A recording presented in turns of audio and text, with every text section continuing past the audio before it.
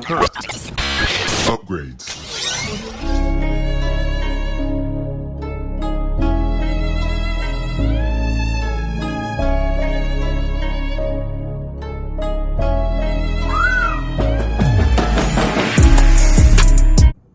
Hey, it's Jorge with TeamJVS, giving you a quick season review of Loki Season 2.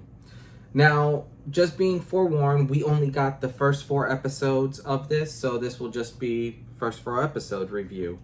Non-spoiler, so don't worry. I did give a short synopsis of it, but I feel that with as big of a pop that I think the show's going to get, it deserves a longer and more, just being able to explain a little bit more. I kind of want to start with just talking about some of the major characters in this, because that is something that I feel this season did so well, is with character development and making you kind of fall in love with some of these characters. The first one, which I think is, for me, probably the biggest highlight of this season, was Kiwi Kwan. His character in this show is like, it's just a scene stealer. Anytime that I see him on the screen, you just want to hear more about him. You want him to talk more. You want to engage with him more. His character was literally one of my favorites in this season, kind of especially with the newer characters that are coming up. Obviously, another character which did a phenomenal job was Sophia DeMartino.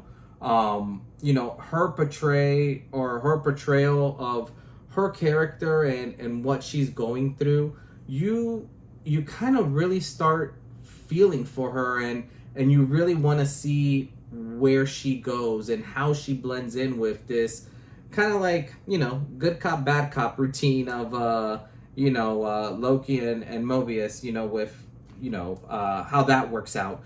So it's kind of neat going from this dynamic duo to what's to come with, her character. Because I think throughout the season, you're going to want to see her in a different way than you do. And you appreciate kind of her story arc and where they're taking it. Obviously, who I think is the most important, character, because this kind of sets the stone for, kind of this new phase of the multiverse, is Jonathan Majors. The way that they have used him and his character, at least through the first 3 episodes, like when I talk about geek out moments, like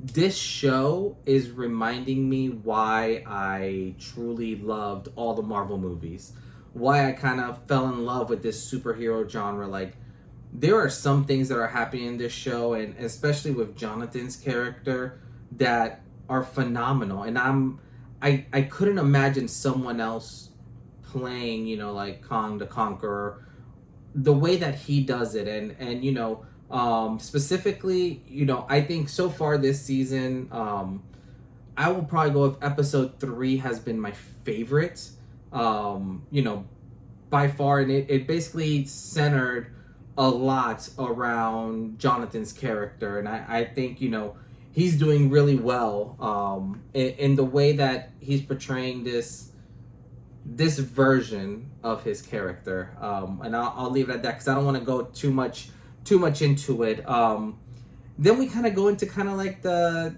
dynamic duo between, like Tom and Owen. And, you kind of, all the stuff that you kind of loved about season 1 with this like buddy cop relationship, you get again. For those of you who remember kind of like Lethal Weapon, you get those vibes all over again. Like, you kind of get this somewhat by the book character, and then one who's just a little crazy and just out there that sometimes you just have to trust.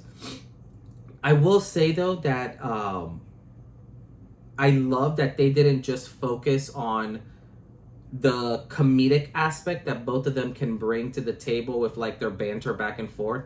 And they actually tried to develop a little bit more of their character, and you start seeing a little bit more of, why Mobius is the way he kind of is. And obviously Loki is Loki, so you kind of start seeing more of him.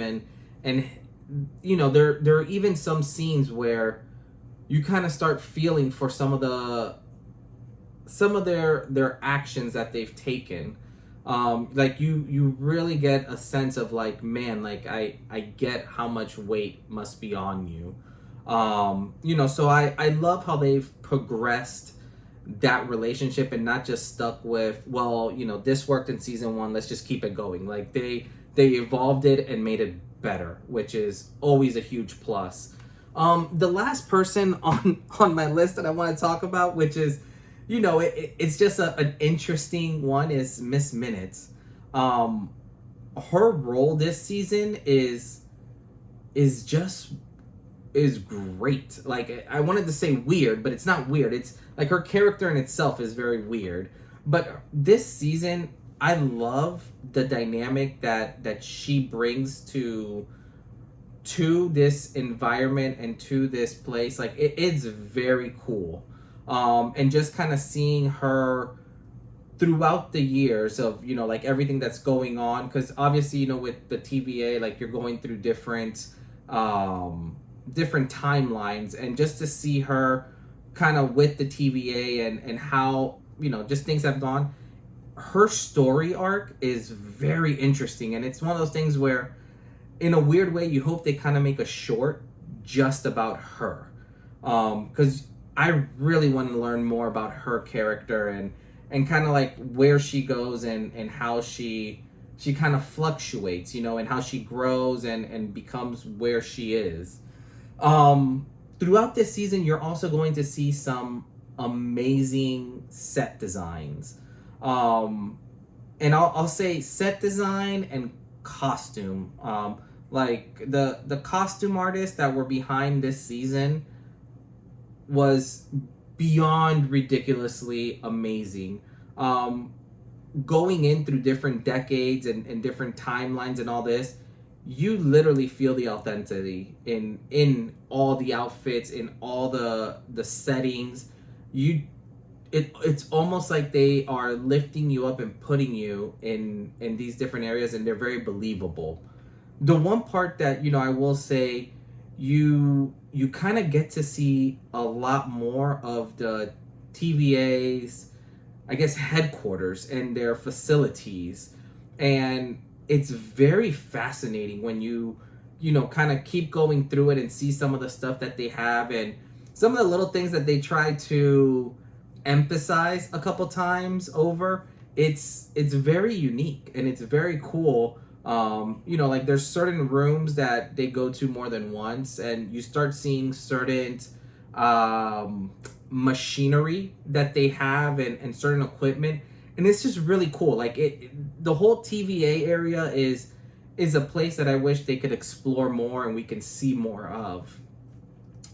But overall, when you're kind of looking at this season and looking at where it's going, at least through the first 4 episodes, it would be hard pressed to find something you don't like about it. Like, this show has just been that good. Something that's kind of neat about it, and I think is going to really explore your mind and explore your thought process, is some of the, I guess, theories that they bring up in this show. Some of the, I'm trying to think, some of the questions that they bring up are beyond intriguing, and literally as soon as the show ends or the episode ends, you're kind of scratching your head trying to figure it all out and trying to really dive into it to kind of get a better understanding. That was one thing I felt this season they did a lot better than in previous seasons. I felt in the previous season, it very much, when you're looking at it, it was kind of like you get what you get, and there wasn't really much behind it. This season is you're getting a lot, but they're also leaving a lot of questions out there, and they're saying certain little statements that you need to focus on, because it really will make you like spiral down that rabbit hole, which is something for me is very enjoyable, very likable. Overall, though, I will say, if I had to rank the episodes in terms of, what we've watched already, episode 3 has been my favorite. Uh, episode 1 was great, followed by episode 4 and then episode 2. And by no means does this mean that episode 2 is crap. Let me just clear that out. Like, they're all great episodes. And they're all long episodes too. It's not your normal like 30-minute episode. I think each one of the episodes are, roughly like 45 minutes long. So you're getting a very good bit of show. But overall, yeah, like this show is killing it. Like I said in my short review, like this is right now like, and I'm only 4 episodes into it. It's my top Disney show that has come out. Miss Marvel, I think, was my previous favorite in terms of, kind of how they're actually using her. It made you kind of really fall in love with that whole family. But this show just does something with Loki and with Mobius and just like with everybody in here and with the new characters that they're adding, it's not overwhelming and everyone is getting their chance at the spotlight, which I find awesome and very spectacular. They've just done a really good job with this show, and I think that's just a huge breath of fresh air. This will bring you back to Marvel. This is what Marvel was missing. And I'm so excited it's coming out, and I'm hoping that they can leverage this and just build upon it. But this is what all the Marvel shows should be like. Intriguing, great story, amazing acting. It's just good. It'll suck you in, and you will want more and more.